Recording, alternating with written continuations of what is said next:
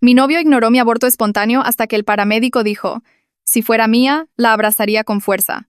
Ahí, él perdió el control. Tenía 11 semanas de embarazo cuando unos dolores agudos y punzantes me hicieron llorar y sangrar en nuestro baño, mientras mi novio, Carlos, estaba en la cama jugando en su Switch con los audífonos puestos. Tuve que gatear hasta el dormitorio y sacudirlo físicamente para que me notara.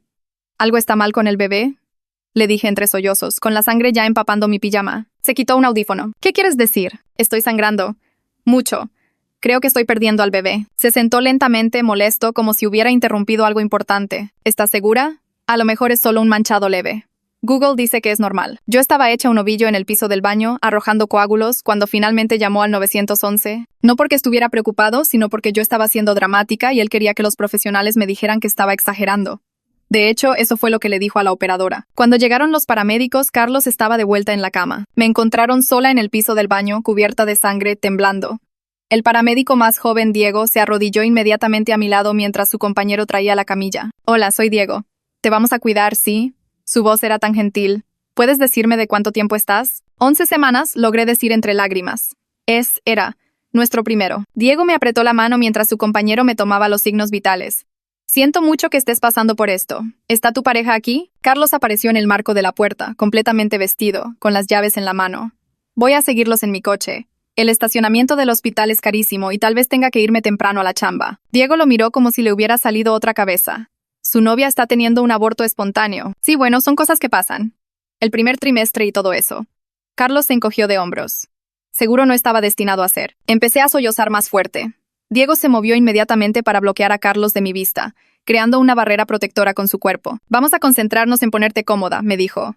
Luego miró a su compañero. ¿Puedes traer más cobijas de la ambulancia? Está en shock. Mientras me subían a la camilla, Diego nunca me soltó la mano. Sé que esto es devastador. Está siendo muy fuerte. Carlos nos siguió, quejándose de que tendría que perderse la noche de póker con sus cuates mañana porque ahora tenemos que lidiar con esto. De hecho, les preguntó a los paramédicos cuánto duran normalmente estos abortos, porque tenía una junta a las 9 am. En la ambulancia, Diego se sentó a mi lado mientras su compañero conducía. Carlos ya se había ido en su coche. Diego me sostuvo la mano durante todo el trayecto, hablándome en voz baja de cualquier cosa menos de lo que estaba sucediendo.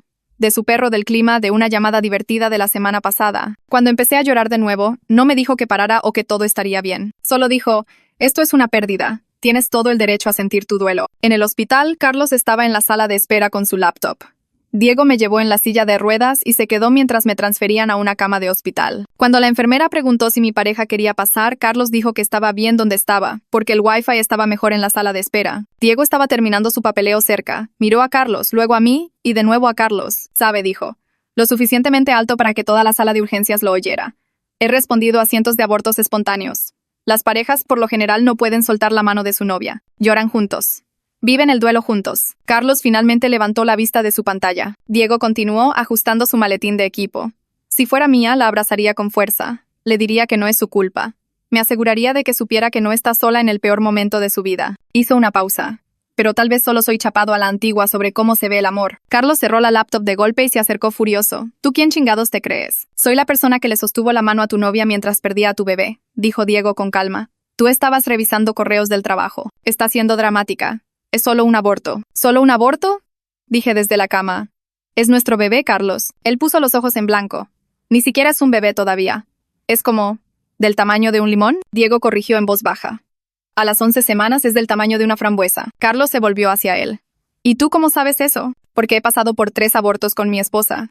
Me sé todos los tamaños de fruta, desde la mora azul hasta la sandía, porque los perdimos a las 8, 11 y 20 semanas. Y cada una de esas veces la abracé mientras lloraba. Pedí tiempo en el trabajo. Viví el duelo con ella. Toda la sala de urgencia se quedó en silencio. La cara de Carlos estaba roja, con los puños apretados. Alégate de mi novia. Con gusto. Diego me miró. Mereces a alguien mejor que alguien que trate tu pérdida como una inconveniencia. Ahí fue cuando Carlos explotó por completo. Se abalanzó sobre Diego, sin importarle lo vulnerable que estaba yo o cómo un movimiento en falso podría lastimarnos. Los guardias de seguridad aparecieron de la nada y agarraron a Carlos por los brazos a medio ataque, jalándolo hacia atrás con tanta fuerza que tropezó. Grité desde la cama del hospital, mi voz salió cruda y rota mientras otros 2 miembros del personal se interponían entre Carlos y Diego. Urgencias explotó en movimiento, con enfermeras rodeando mi cama y alguien llamando a la jefa de enfermeras. mientras todo mi cuerpo temblaba tan fuerte que los barandales de la cama sonaban. Una enfermera presionó su mano en mi muñeca, revisando mi pulso, mientras otra ajustaba el brazalete de presión arterial que de repente se sentía demasiado apretado. Mi corazón retumbaba en mis oídos y no podía dejar de temblar. No podía procesar que Carlos acababa de intentar golpear a alguien justo frente a mí, mientras yo sangraba y perdía a nuestro bebé. El jefe de seguridad se posicionó entre Carlos y el resto de nosotros, con la mano en alto en señal de alto mientras su compañero mantenía un agarre firme en el hombro de Carlos. Diego retrocedió con ambas manos en alto en una posición tranquila y no amenazante, su rostro neutral a pesar de que Carlos seguía gritándole. El guardia de seguridad le preguntó a Diego si estaba herido y Diego negó con la cabeza. Sus ojos se encontraron brevemente con los míos con preocupación antes de desviar la mirada. Carlos se retorcía contra el agarre del guardia, su cara roja y manchada mientras gritaba que Diego le había faltado al respeto y que todos se estaban poniendo de mi lado. El compañero sacó un radio y reportó el incidente mientras el guardia jefe sacaba la cartera de Carlos de su bolsillo y anotaba la información de su identificación. Le dijeron a Carlos que tenía que esperar en un área separada fuera de urgencias, que no podía estar cerca del personal médico ni de los pacientes en ese momento. Los gritos de Carlos se hicieron más fuertes mientras lo escoltaban hacia la salida, su voz llegaba hasta donde yo yacía congelada. Gritó que yo estaba poniendo a todos en su contra, que todo esto era mi culpa por exagerar. Su rostro estaba rojo de coraje y algo más, tal vez vergüenza, mientras las puertas automáticas se cerraban detrás de él. Sentí que todo mi cuerpo se enfriaba a pesar de las cobijas calientes apiladas sobre mí. Acababa de ver a mi novio intentar atacar a la persona que me sostuvo la mano mientras perdía a nuestro bebé, la persona que me mostró más amabilidad en 2 horas que Carlos en 2 años. Mis dientes empezaron a castañetear y no podía hacer que pararan. La enfermera de urgencias volvió a mi lado y puso su mano suavemente en mi brazo. Me preguntó si estaba bien mientras envolvía un nuevo brazalete de presión arterial en mi otro brazo. Su tacto fue tan gentil que me dio más ganas de llorar. Me puso un suero en la mano izquierda, el pinchazo de la aguja apenas lo sentí entre todo lo demás. Colgó una bolsa de solución salina y me dio algo para el dolor por la vía, explicando que necesitaban hacer un ultrasonido para ver qué estaba pasando con el embarazo. La medicación hizo que mi cabeza se sintiera nublada, pero no tocó el dolor en mi pecho. Me preguntó en voz baja a quién quería en el cuarto conmigo durante el examen. La pregunta quedó flotando en el aire entre nosotras. Me di cuenta con una claridad repentina y aguda que no quería a Carlos cerca de mí. Ni ahora, y tal vez nunca. Le dije que prefería estar sola y ella sintió como si eso tuviera todo el sentido del mundo después de lo que acababa de presenciar. Me apretó la mano y dijo que ella estaría allí mismo todo el tiempo. La doctora de urgencias entró unos minutos después con una expresión amable pero ojos serios. Se sentó en el taburete con ruedas junto a mi cama y me explicó que, basándose en mis síntomas y la cantidad de sangrado, probablemente estaba teniendo un aborto espontáneo. Su voz era suave pero no endulzó las cosas. Describió los siguientes pasos en términos simples que pude entender a través de la niebla. Ultrasonido para confirmar lo que estaba pasando. Discusión de mis opciones después.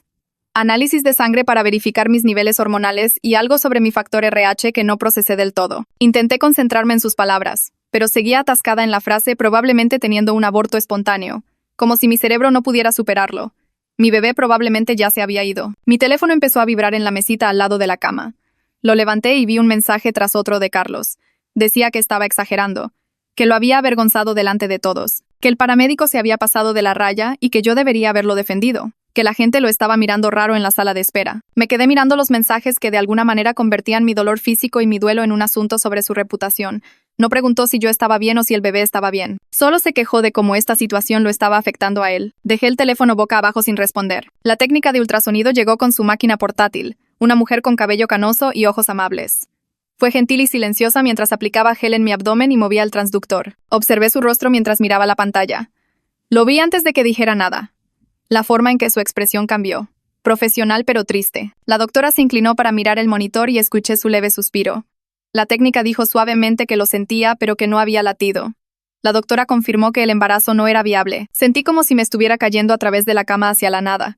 El cuarto se inclinó y los sonidos se amortiguaron como si estuviera bajo el agua. Alguien estaba llorando y me tomó un segundo darme cuenta de que era yo.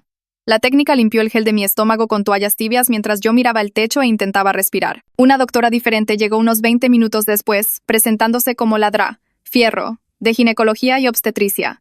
Acercó una silla y se sentó a mi nivel, en lugar de pararse sobre la cama. Me explicó mis 3 opciones en un lenguaje claro y directo. Podía esperar a que el aborto ocurriera naturalmente, lo que podría llevar días o semanas. Podía tomar un medicamento para acelerar el proceso, lo que causaría cólicos y sangrado abundante en casa. O podía programar un legrado, un D.C., donde removerían el tejido quirúrgicamente mientras estaba bajo anestesia. Explicó cada opción a fondo, los riesgos y beneficios de cada enfoque. Mencionó que necesitaban verificar mi tipo de sangre por algo llamado factor RH que podría afectar futuros embarazos. Describió cómo serían los cuidados posteriores para cada opción. Traté de concentrarme a través de la niebla del duelo que hacía que todo se sintiera distante e irreal. Ladra.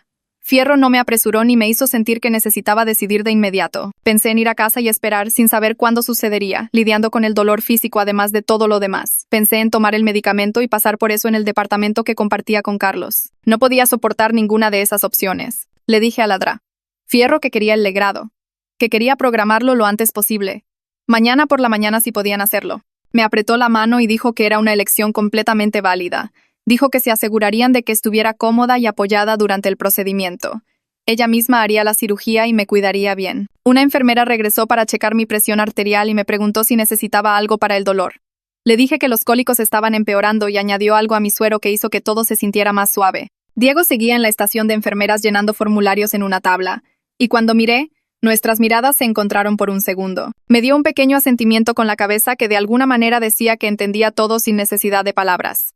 Luego recogió su maletín de equipo y se dirigió a la salida con su compañero. No volvió a la cama ni intentó hablar conmigo de nuevo. Solo reconoció lo que había pasado y se fue. Y me sentí agradecida de que supiera no hacerlo raro o complicado. Unos 10 minutos después, 2 guardias de seguridad con uniformes azul marino se acercaron a mi cama con una tablet y comenzaron a hacer preguntas sobre lo que pasó con Carlos. Escribieron todo en su informe de incidente mientras la jefa de enfermeras estaba cerca con los brazos cruzados. Cuando terminaron, la enfermera se sentó en el borde de mi cama y dijo que un oficial de policía podía venir a tomar mi declaración si quería documentar lo que Carlos hizo. Sentí este tirón en 2 direcciones, queriendo protegerme pero tampoco queriendo hacer todo más grande y complicado. La enfermera debió ver mi vacilación porque dijo que al menos debería escuchar mis opciones, que no tenía que decidir nada en este momento, pero que ayudaba a saber que era posible. Le dije que estaba bien y ella hizo una llamada desde el teléfono de la estación de enfermeras. El oficial Hernández apareció alrededor de las 8 de esa noche, un tipo alto, tal vez de unos 40 años, con ojos amables y una libreta. Acercó una silla justo al lado de mi cama en lugar de pararse sobre mí y me pidió que describiera lo que sucedió con mis propias palabras. Le conté sobre Carlos abalanzándose sobre Diego, sobre la seguridad agarrándolo, sobre todos los mensajes llamándome dramática. Hernández anotó todo y asintió mientras yo hablaba, sin hacerme sentir estúpida o como si estuviera exagerando. Explicó que el comportamiento de Carlos hacia el personal médico se tomaba en serio,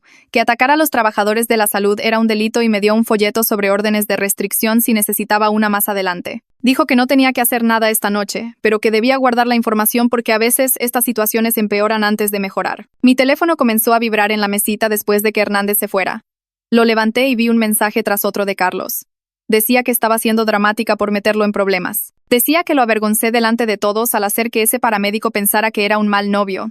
Dijo que los guardias de seguridad lo trataron como a un criminal cuando él solo estaba defendiendo nuestra relación. Me quedé mirando los mensajes que de alguna manera convertían su intento de atacar a alguien en mi culpa, que hacían que su violencia fuera sobre mi comportamiento. No preguntó si yo estaba bien o si el bebé estaba bien o qué dijo la doctora. Solo se quejó de cómo esta situación lo hacía ver mal a él. Sostuve el teléfono en mi mano durante mucho tiempo, leyendo los mensajes una y otra vez, y luego lo apagué por completo y lo puse boca abajo sobre la mesa. El legrado ocurrió a la mañana siguiente en un quirófano con luces brillantes y máquinas que pitaban. Ladra. Fierro estaba allí con su pijama quirúrgica, explicando cada paso antes de ponerme la anestesia, diciéndome qué esperar cuando despertara, asegurándose de que entendiera los cuidados posteriores. El anestesiólogo puso algo en mi suero y me dijo que contara hacia atrás desde 10. Llegué al 7. Cuando desperté en recuperación, el dolor físico era menos agudo que antes, solo un dolor profundo y cólicos. Pero el vacío emocional se sentía enorme y abrumador. Una enfermera diferente me dio instrucciones detalladas de cuidados posteriores en hojas impresas, una lista de recursos de apoyo, incluyendo números de terapia de duelo, y una tarjeta con mi cita de seguimiento en 2 semanas. Me preguntó si alguien me recogería y dije que sí, aunque todavía no había llamado a nadie. Usé el teléfono del hospital para llamar a Mari, en lugar de a Carlos. Contestó al segundo timbrazo y empecé a llorar antes de poder decir nada. Me dijo que salía del trabajo en ese mismo momento y que llegaría en 20 minutos. Cuando llegó al área de recuperación, echó un vistazo a mi cara y simplemente me abrazó con cuidado, evitando mi estómago. Le dije que no podía volver al departamento que compartía con Carlos, que no podía estar allí con él después de todo lo que pasó. Me dijo que me quedaba con ella todo el tiempo que necesitara, sin discusión, y que ya le había enviado un mensaje a su roomie para preparar el cuarto de invitados. La enfermera me ayudó a vestirme con la ropa que había usado hacía 2 días, ahora arrugada y con olor a hospital, y Mari me sostuvo del brazo mientras caminábamos lentamente hacia su coche. La primera noche en el departamento de Mari, me acosté en su cuarto de invitados, mirando al techo, aunque los analgésicos deberían haberme noqueado. La cama era cómoda, con sábanas limpias que olían a suavitel de lavanda, pero no podía evitar que mi cerebro repitiera todo. Los cólicos físicos me recordaban que mi cuerpo se estaba recuperando de perder un bebé, de que me hubieran extraído el embarazo quirúrgicamente, y el silencio en el cuarto se sentía a la vez seguro y sofocante. Podía oír a Mari moverse en la cocina, los sonidos silenciosos de alguien tratando de no molestarme, y me sentía agradecida y culpable a partes iguales. Mari me hizo huevos con pan tostado para desayunar, poniendo un plato frente a mí en su pequeña mesa de la cocina. Sugirió bloquear el número de Carlos mientras servía café, diciéndolo de forma casual como si mencionara el clima. Tomé mi teléfono y miré la pantalla de configuración, mi dedo flotando sobre el botón de bloquear. Pero solo pude decidirme a silenciar sus notificaciones en lugar de cortar el contacto por completo. Mari no me presionó ni me dijo que estaba cometiendo un error. Solo asintió y dijo que yo sabría cuándo estaría lista, y aprecié que no me estuviera forzando a moverme más rápido de lo que podía manejar. El oficial Hernández llamó esa tarde mientras yo estaba sentada en el sofá de Mari. Me explicó cómo documentar cualquier contacto de Carlos, guiándome a través del proceso de tomar capturas de pantalla de los mensajes y llevar un registro con fechas y horas. Describió cómo solicitar una orden de restricción si el comportamiento de Carlos continuaba, qué pruebas necesitaría, cómo sería el proceso en la corte. Anoté todo lo que dijo en un cuaderno que Mari me dio, sintiéndome menos indefensa al tener pasos concretos que podía tomar en lugar de solo esperar a ver qué haría Carlos después. Mi gerente me llamó alrededor de las 3 preguntando cómo estaba, y arreglé una incapacidad médica usando la nota que Ladra Fierro me había dado. Traté de no llorar mientras explicaba que necesitaba tiempo para recuperarme física y emocionalmente, que no estaba segura exactamente cuánto tiempo, pero al menos 2 semanas para empezar. La gerente fue comprensiva y dijo claro, tómate el tiempo que necesites, pero luego mencionó que tendrían que repartir mis proyectos entre otros miembros del equipo. Me sentí culpable por crear problemas en el trabajo, aunque sabía lógicamente que esto no era mi culpa, que perder un bebé y lidiar con todo lo que pasó no era algo que yo elegí. A la mañana siguiente, llamé al número que el oficial Hernández me había dado de terapeutas que aceptaban mi seguro. La recepcionista preguntó en qué necesitaba ayuda, y tuve que hacer una pausa porque decirlo en voz alta lo hacía real de nuevo. Le dije que perdí un embarazo y que necesitaba a alguien que entendiera ese tipo de duelo, además de problemas de pareja. Se quedó en silencio por un segundo, de una manera que se sintió amable en lugar de incómoda. Luego dijo que tenía una cita con Ladra Gardenia Robles el próximo martes si me funcionaba. Anoté la fecha y la hora con letra temblorosa, y cuando colgué sentí que había hecho algo bien, aunque mis manos temblaban. 2 horas después, mi teléfono sonó con un número que no reconocí. Era del consultorio de Ladra Fierro. Querían programar mi cita de seguimiento para dentro de 2 semanas. La enfermera repasó una lista de señales de advertencia a las que debía estar atenta. Sangrado abundante que empapara más de una toalla sanitaria por hora, fiebre arriba de 38 grados centígrados. Dolor severo que no respondiera a los medicamentos que me habían dado. Agarré el cuaderno que Mari había dejado en la mesita de centro y anoté todo, agregando la cita a la aplicación de calendario de mi teléfono con 3 recordatorios separados. Tener estos puntos de control médicos marcados se sintió como algo sólido a lo que aferrarme cuando todo lo demás seguía moviéndose bajo mis pies. 4 días después del aborto, estaba acostada en el sofá de Mari en pants cuando sonó el interfón. Mari estaba en la cocina preparando el almuerzo y la oí contestar. Su voz cambió de inmediato, volviéndose plana y firme de una manera que nunca le había escuchado.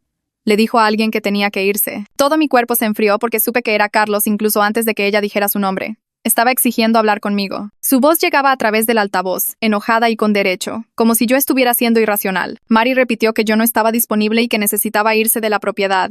No gritó ni se emocionó. Solo lo dijo como un hecho. Yo estaba congelada en el sofá con el corazón latiendo tan fuerte que pensé que iba a vomitar. Carlos siguió discutiendo por el interfón, diciendo que esto era ridículo y que yo estaba siendo dramática. Mari presionó el botón una vez más y dijo que si no se iba, le iba a llamar a la policía. Luego soltó el botón sin esperar su respuesta. Regresó a la sala y me encontró acurrucada con las rodillas en el pecho. Se sentó y sacó su teléfono, abriendo su aplicación de notas. Escribió la fecha, la hora y lo que pasó, exactamente como el oficial Hernández nos había dicho que hiciéramos. Luego me preguntó si estaba bien y asentí, aunque no lo estaba, porque ¿qué más podía decir? Esa noche no pude dormir de nuevo. Seguía pensando en Carlos parado afuera del edificio, en cómo había aparecido como si tuviera derecho sobre mí. Me levanté alrededor de las 2 a.m. y encontré la carpeta que la trabajadora social del hospital me había dado. Adentro había información sobre terapia y grupos de apoyo, además del papeleo de admisión que el consultorio de Ladra Robles me había enviado por correo. Una sección preguntaba sobre estrategias de afrontamiento y mencionaba escribir un diario como una forma de procesar las cosas. Encontré un cuaderno en blanco en el escritorio del cuarto de invitados de Mari y lo abrí en la primera página. Escribí la fecha en la parte superior. Luego comencé a escribir sobre lo que pasó, empezando por el piso del baño y la sangre y Carlos sin darse cuenta. Las palabras salieron desordenadas y tuve que parar 3 veces para llorar. pero seguí adelante. Escribí sobre Diego sosteniendo mi mano en la ambulancia, sobre Carlos tratando de atacarlo en urgencias, sobre perder al bebé y sentir que mi cuerpo había fallado en lo único que se suponía que debía hacer. Cuando finalmente paré, me dolía la mano y había llenado 6 páginas. Me sentía en carne viva y agotada, pero también como si hubiera soltado algo que había estado atrapado dentro de mi pecho. Llegó el martes y tomé el autobús al consultorio de la DRA. Robles en un edificio del centro. La sala de espera tenía paredes grises suaves y plantas en las esquinas. Una mujer de mi edad salió y se presentó como Gardenia, estrechando mi mano suavemente. Su consultorio tenía un sofá y un sillón, iluminación cálida que no era demasiado brillante y una caja de pañuelos en la mesita. Me dijo que me sentara donde me sintiera cómoda y elegí el sofá. Y entonces simplemente me eché a llorar. No pude evitarlo. Ella no trató de detenerme ni de hacer que me sintiera mejor. Solo se sentó en silencio y me acercó la caja de pañuelos. Después de quizás 10 minutos, logré decir que no sabía por dónde empezar. Me preguntó qué me traía allí y le conté sobre el aborto, sobre la reacción de Carlos, sobre sentir que me estaba ahogando. Escuchó sin interrumpir, asintiendo a veces, pero sobre todo dejándome hablar. Cuando finalmente me quedé sin palabras, dijo algo que me hizo sentir menos loca. Dijo, perder un embarazo no es solo perder lo que es perder lo que pensaste que sería. Todo el futuro que ya habías imaginado. Dijo que el duelo por eso es real y válido. Luego me entregó una hoja de trabajo sobre límites y dijo que trabajaríamos en eso juntas. Ver las preguntas en la página se sintió a la vez obvio y como si alguien me acabara de dar un mapa que no sabía que existía. 2 semanas después del legrado, volví al consultorio de la DRA. Fierro para el seguimiento. La enfermera me tomó la presión arterial y la temperatura, me preguntó sobre mi sangrado y niveles de dolor. La DRA. Fierro entró e hizo un examen rápido, comprobando que todo estuviera sanando bien. Dijo que mi recuperación física iba bien, que mi cuerpo estaba haciendo lo que necesitaba hacer. Luego me preguntó cómo estaba emocionalmente y si tenía apoyo. Le conté que me estaba quedando con Mari y que había empezado terapia. Me preguntó si me sentía culpable por el aborto y asentí, porque ese sentimiento se sentaba en mi estómago todo el tiempo. La DRA. Fierro me miró directamente y dijo con firmeza que nada de lo que hice causó esto. Ni el estrés, ni el ejercicio, ni nada. Dijo que los abortos espontáneos del primer trimestre generalmente ocurren por problemas cromosómicos.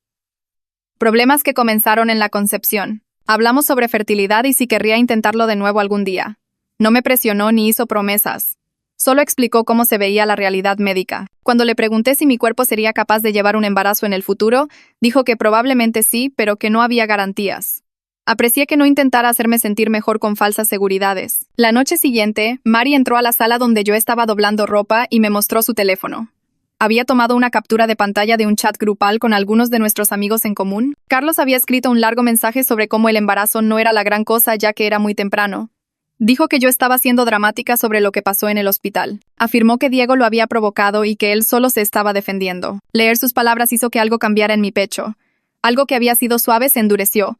Estaba reescribiendo lo que pasó, poniéndose a sí mismo como la víctima, borrando a nuestro bebé como si nunca hubiera importado. Revisé el resto de los mensajes. Algunas personas lo habían cuestionado gentilmente, pero la mayoría simplemente había pasado a otros temas. Le devolví el teléfono a Mari y me preguntó si estaba bien. Le dije que estaba harta de justificarlo. Y lo decía en serio. A la mañana siguiente, llamé a la línea de no emergencia de la policía. Expliqué que necesitaba sacar mis cosas del departamento que había compartido con mi ex, pero que tenía una preocupación de seguridad. La operadora tomó mi información y dijo que alguien me devolvería la llamada. 3 horas después, sonó mi teléfono y era el oficial Hernández. Se acordaba de mí de urgencias y me preguntó cómo estaba. Le dije que necesitaba sacar mis documentos y ropa del departamento, pero que tenía miedo de enfrentar a Carlos sola. Dijo que podían organizar un acompañamiento policial donde los oficiales estarían presentes mientras yo recogía mis pertenencias. Lo programamos para el siguiente martes por la tarde. Me preguntó si tenía dónde guardar todo y le dije que sí, que Mari tenía espacio. Al colgar sentí mis manos temblar, pero también sentí que estaba tomando el control de algo en lugar de solo dejar que las cosas me pasaran. Esa tarde me llamó mi gerente. Dijo que había probado extender mi incapacidad médica otras 2 semanas. Sentí un alivio inundarme porque aún no estaba lista para volver. Luego mencionó que estaban preocupados por algunas fechas de entrega de proyectos, que mi ausencia estaba creando problemas para el equipo. Me disculpé y ella dijo que estaba bien, que esas cosas pasan, pero pude oír el estrés en su voz. Después de colgar, me quedé allí sentada sintiéndome culpable por necesitar tiempo para recuperarme, culpable por hacerle el trabajo más difícil a otras personas. Culpable por todo. Sabía lógicamente que perder un bebé y lidiar con Carlos no era algo que yo elegí, pero saber algo lógicamente y sentirlo son cosas diferentes. Unos días después estaba haciendo café en la cocina de Mari cuando ella trajo el correo. Me entregó un sobre reenviado desde el hospital con mi nombre. Adentro había una tarjeta con un diseño simple, firmada por el departamento de paramédicos. Decía que estaban pensando en mí durante este momento difícil. Me quedé mirándola por un largo momento. Estas personas me habían visto en mi peor momento, cubierta de sangre y perdiendo a mi bebé. No tenían que enviar nada. Ya habían hecho su trabajo, pero se habían tomado el tiempo de reconocer lo que pasó, de decir que les importaba. Empecé a llorar, pero se sintió diferente a las otras veces que había llorado. Esto no era duelo o ira, era otra cosa. Algo sobre extraños siendo más amables que la persona que se suponía que me amaba. Esa noche me senté en la mesa de la cocina de Mari con una página en blanco de un cuaderno y una pluma que no dejaba de temblar en mi mano. Empecé a escribirle al bebé que había perdido, contándole sobre el cuarto que había imaginado con paredes de un amarillo suave y el móvil con pequeñas estrellas que había visto en línea. Escribí sobre cómo había planeado leerles cada noche y llevarlos al parque los domingos y enseñarles a hornear galletas cuando crecieran. Les escribí que lamentaba no haber podido protegerlos, que mi cuerpo les había fallado, que merecían algo mejor que lo que pasó. Las palabras fluyeron durante 3 páginas hasta que mi mano se acalambró y las lágrimas borraron la tinta. Doblé la carta con cuidado y la guardé en mi diario donde nadie la vería. Sacar esos pensamientos de mi cabeza y ponerlos en papel se sintió como soltar algo pesado que había estado cargando desde el hospital. A la mañana siguiente, la trabajadora social del hospital llamó para programar una reunión sobre planificación de seguridad. Su oficina estaba en el mismo edificio que urgencias, pero en un ala más tranquila con plantas y sillas cómodas. Se presentó y sacó una carpeta con información sobre órdenes de restricción. Explicó el proceso paso a paso. Cómo presentar la documentación, qué pruebas ayudarían, cómo sería la audiencia. Me pidió que pensara en diferentes escenarios en los que Carlos podría intentar contactarme y me ayudó a planificar respuestas para cada uno. Habló sobre cambiar mis rutinas, variar mis rutas al trabajo, estar atenta a mi entorno. Su tono era práctico sin ser aterrador, tratando esto como un problema que podíamos resolver juntas con las herramientas adecuadas. Me dio una carpeta gruesa con recursos y números de teléfono y revisó cada documento conmigo. Cuando salí de su oficina me sentí menos indefensa porque tenía pasos concretos que podía tomar. Esa noche me desperté jadeando en el cuarto de invitados de Mari a las 3 de la mañana. En la pesadilla, Carlos había alcanzado a Diego y era mi culpa porque yo había causado la confrontación por ser dramática. Me senté temblando y desorientada, sin saber dónde estaba por unos segundos. Mari tocó suavemente y preguntó si estaba bien. Le conté sobre la pesadilla y me preparó un té y se sentó conmigo hasta que mi respiración se calmó. En mi siguiente sesión de terapia con Gardenia, mencioné las pesadillas. Me enseñó técnicas de anclaje. Nombrar 5 cosas que podía ver, 4 que podía tocar, 3 que podía oír. Explicó que el trauma no sigue una línea de tiempo lógica, que mi cerebro estaba procesando lo que pasó de la única manera que sabía. Me dio consejos para la higiene del sueño y sugirió mantener una pequeña luz encendida por la noche.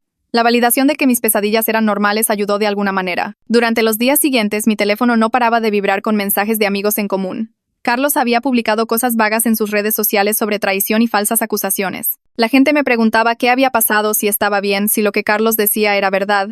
Respondí a 2 personas con mensajes breves diciendo que no estaba discutiendo esto y pidiéndoles que respetaran mi privacidad. Luego desactivé todas mis cuentas porque la atención se sentía como demasiado cuando estaba tratando de concentrarme en sanar.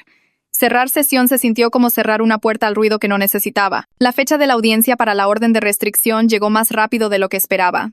Había pasado la semana anterior preparando el papeleo con la ayuda del oficial Hernández por teléfono. Resumimos el incidente del hospital, la aparición de Carlos en el edificio de Mari, los correos electrónicos que había enviado. Hernández me explicó qué esperar en la sala del tribunal, quién estaría allí, qué preguntas podría hacer la jueza.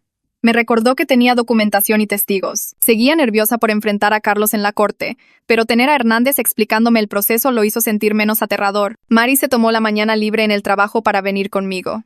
Nos sentamos en el pasillo del juzgado en una banca dura, esperando a que llamaran mi caso. Me contó una historia sobre su gato tirando una planta a las 2 de la mañana y el desastre con el que se despertó. Me reí por primera vez en días. Su presencia me estabilizó cuando empecé a sentirme temblorosa. Me di cuenta de lo importante que era tener a alguien que simplemente estuviera allí, sin necesitar gracias o explicaciones. Cuando nos levantamos para entrar, Carlos estaba de repente ahí, en el pasillo. Caminó hacia mí con ojos tristes y las manos extendidas como si quisiera abrazarme. Empezó a decir que lo sentía y que si por favor podíamos hablar. Recordé lo que la trabajadora social del hospital me había dicho sobre mantener los límites. Le dije que no podía hablar con él y pasé de largo hacia la sala del tribunal. Me gritó que estaba siendo irracional. Tuve que luchar contra el impulso familiar de darme la vuelta, consolarlo y explicarme. Dentro de la sala, la jueza revisó el informe de seguridad del hospital, las notas médicas de la DRA, Fierro y mi declaración escrita. Me hizo algunas preguntas sobre los incidentes y si me sentía insegura. Respondí lo más claramente que pude. Carlos intentó interrumpir 2 veces y la jueza le dijo que esperara su turno. Después de revisar todo, me concedió una orden de restricción por 6 meses. La cara de Carlos se puso roja brillante mientras la jueza explicaba los términos.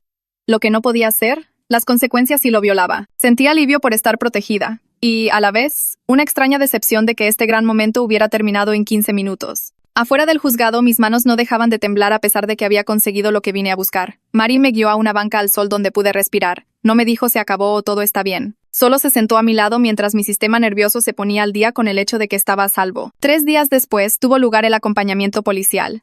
2 oficiales me encontraron en el departamento que Carlos y yo habíamos compartido. Esperaron junto a la puerta mientras yo empacaba lo esencial en cajas y bolsas de basura.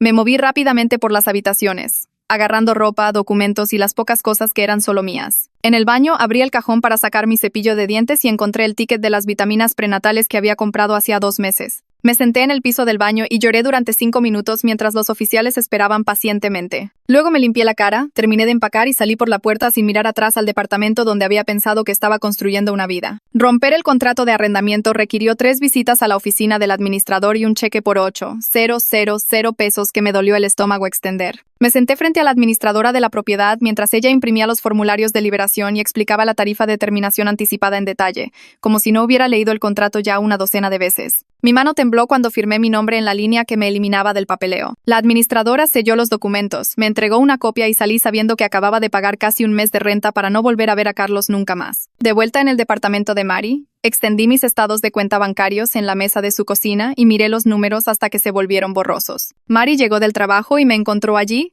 Acercó una silla y abrió una app de presupuesto en su teléfono. Me guió para configurar categorías para la renta, comida, gastos médicos y eventualmente mi propio lugar. Vi cómo los números se organizaban en algo manejable y me sentí orgullosa de mí misma por elegir la seguridad, aunque me costó un dinero que realmente no tenía. La terapia con Gardenia la semana siguiente se centró en patrones que había estado evitando ver. Me pidió que describiera una discusión típica con Carlos y comencé a explicar cómo siempre había tratado de mantener la calma para que él no se enojara más. Gardenia me detuvo allí y preguntó con qué frecuencia había minimizado mis propios sentimientos para manejar las emociones de él. Abrí la boca para defenderme y me di cuenta de que había estado haciendo exactamente eso durante años. No me hizo sentir estúpida por quedarme o me culpó por no verlo antes. Solo me ayudó a entender el patrón para poder reconocerlo y tomar decisiones diferentes en el futuro. Salí de esa sesión sintiéndome como si alguien hubiera encendido la luz en una habitación por la que había estado tropezando en la oscuridad. El lobby de la clínica de ginecología estaba lleno cuando llegué para mi seguimiento habitual 2 semanas después. Me registré en la recepción y encontré un asiento cerca de la ventana, hojeando una revista sin realmente leerla. Diego entró con un vaso de café para llevar y se detuvo en seco cuando me vio. Ambos dudamos por un segundo antes de que me levantara y cruzara el pequeño espacio entre nosotros. Le di las gracias por la amabilidad que los paramédicos me mostraron esa noche, manteniéndolo general y sin hacerlo raro. Él sonrió y dijo que solo estaban haciendo su trabajo. Luego mencionó que su esposa también tenía una cita allí, lo que explicaba por qué estaba en el edificio. La forma en que lo dijo se sintió natural en lugar de intencionada, y aprecié que no estuviera tratando de ser mi héroe o mi amigo. Hablamos quizás 2 minutos antes de que su esposa saliera del baño y él se disculpara. Me volví a sentar sintiéndome bien con el encuentro, como si hubiéramos reconocido lo que pasó sin convertirlo en algo más grande de lo necesario. Mari me ayudó a cargar las cosas del bebé en su coche el sábado por la mañana siguiente. Solo había comprado unas pocas cosas antes del aborto. Un paquete de mamelucos, un elefante de peluche y algunos libros que me emocionaba leerle algún día. Los llevamos a una organización de apoyo al embarazo en el centro y llevamos la bolsa juntas. La voluntaria en el mostrador nos dio las gracias y preguntó si queríamos un recibo para deducir impuestos y dije que no, porque no quería documentación de esta pérdida guardada en un archivo en alguna parte. De vuelta en el departamento de Mari, encendimos una vela en su mesita de centro y nos sentamos en el sofá viéndola parpadear. Fue un pequeño ritual que reconoció lo que había perdido sin tratar de hacer que significara algo más grande de lo que era. Mari no dijo nada profundo ni trató de encontrar un lado positivo. Solo se sentó conmigo mientras la vela se consumía y me sentí agradecida de que entendiera que necesitaba marcar esto sin drama. Mi primer día de regreso al trabajo fue un lunes por la mañana, 3 semanas después del aborto. Mi gerente había creado un plan de reincorporación comenzando con proyectos más fáciles para reconstruir mi confianza. Me senté en mi escritorio abriendo correos y revisando hojas de cálculo mientras mis compañeros me daban la bienvenida con sonrisas cuidadosas. El proyecto que comencé era simple captura de datos que no requería mucho pensamiento creativo. Alrededor de las 2 de la tarde, sentí que se me acumulaban las lágrimas y tuve que encerrarme en el baño por 5 minutos. Me eché agua fría en la cara y volví a mi escritorio. A las 4 en punto, casi lloro de nuevo cuando un compañero me preguntó cómo estaba con ese tono cuidadoso que la gente usa cuando sabe que algo malo pasó. Logré terminar todo el día y sentí que un poquito de normalidad regresaba a mi rutina. El correo de Carlos llegó el miércoles por la mañana desde una dirección que no reconocí. Preguntaba si podíamos hablar y se quejaba de que la orden de restricción le estaba dificultando la vida. Mis manos comenzaron a temblar mientras lo leía.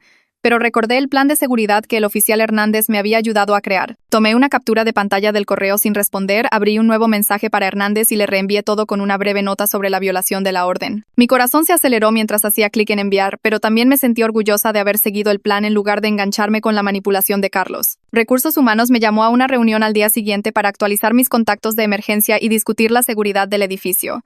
Quité el nombre de Carlos de cada formulario y puse a Mari en su lugar. La representante de RRH explicó que estaban ajustando mi gafete de acceso al edificio y que seguridad obtendría la foto de Carlos para poder evitar que entrara al lugar de trabajo. Caminamos juntas al mostrador de seguridad donde saqué una foto de Carlos en mi teléfono. El guardia hizo una copia y la agregó a su sistema. Estas medidas prácticas me hicieron sentir un poco más segura, aunque odiaba necesitarlas en primer lugar. Gardenia notó progresos en nuestra siguiente sesión de terapia. Señaló que mi hipervigilancia estaba disminuyendo, basándose en lo que describí sobre dormir mejor y no saltar con cada sonido. Hablamos de pasar a citas cada 2 semanas en lugar de semanales.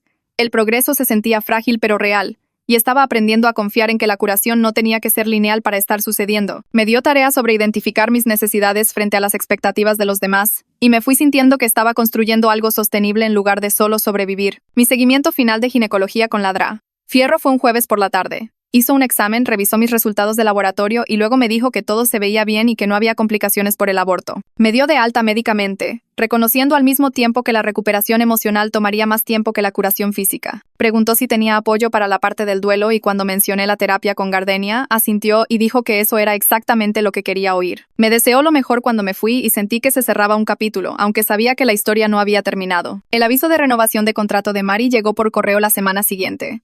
Estábamos sentadas en su sofá cuando lo abrió y mencionó que necesitaba decidir si se quedaba otro año. Le ofrecí aumentar mi contribución a la renta, señalando que planeaba quedarme a más largo plazo en lugar de buscar mi propio lugar de inmediato. Aceptó sin hacer un gran escándalo y bromeamos sobre ser roomies como si estuviéramos en la universidad de nuevo. Debajo del humor estaba la seria realidad de que ella me había dado estabilidad cuando más la necesitaba, y estaba agradecida de tener un lugar donde me sentía segura mientras resolvía el resto de mi vida. El oficial Hernández llamó la semana siguiente mientras yo estaba en el departamento de Mari doblando ropa. Explicó que el fiscal había revisado el caso de Carlos, pero decidió no presentar cargos adicionales más allá de la advertencia por violación de la orden de restricción. Sentí que mi pecho se oprimía con frustración mientras hablaba, decepcionada de que Carlos enfrentara consecuencias tan limitadas por todo lo que había hecho. Hernández me explicó la realidad legal de lo que realmente podían probar en la corte, explicando que el abuso emocional y ser una pésima pareja no son crímenes, aunque el incidente del hospital estaba documentado. Aprecié su honestidad en lugar de hacer falsas promesas sobre la justicia, y le agradecí por darme seguimiento personalmente cuando no tenía que hacerlo. Me recordó que la orden de restricción seguía vigente y que siguiera documentando cualquier violación.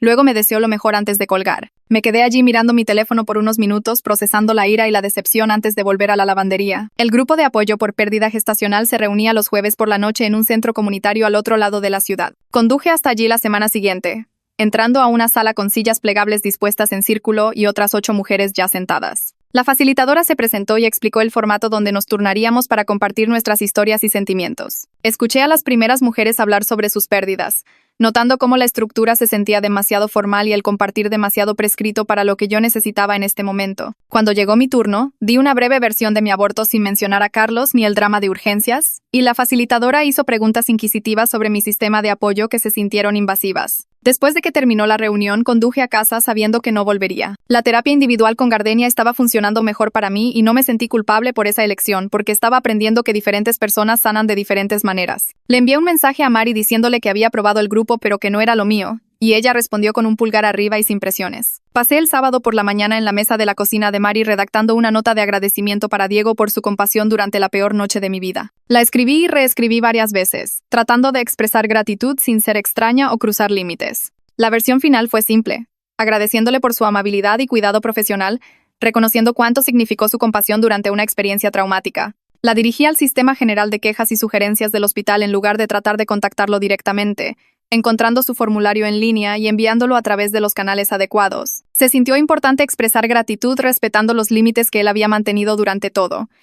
Esperaba que viera el comentario y supiera que su amabilidad importaba, incluso si nunca recibía respuesta. Hacer clic en enviar me dio una pequeña sensación de cierre, como si hubiera honrado algo importante sin complicarlo. Mi trabajo requería la renovación de la certificación de RCP, así que me inscribí en una clase pública en el centro comunitario 2 semanas después. Entré al salón de capacitación e inmediatamente reconocí a Diego al frente, preparando los maniquíes de práctica. Mi estómago dio un vuelco, pero tomé asiento en la fila de atrás, esperando evitar una interacción incómoda. Durante el descanso de la mañana, se me acercó con una sonrisa amistosa y me preguntó cómo estaba. Le dije que la estaba llevando, que tenía buen apoyo y estaba en terapia. Asintió y dijo que le alegraba oírlo. Luego mencionó que su esposa estaba embarazada de nuevo, lo cual me hizo genuinamente feliz por él.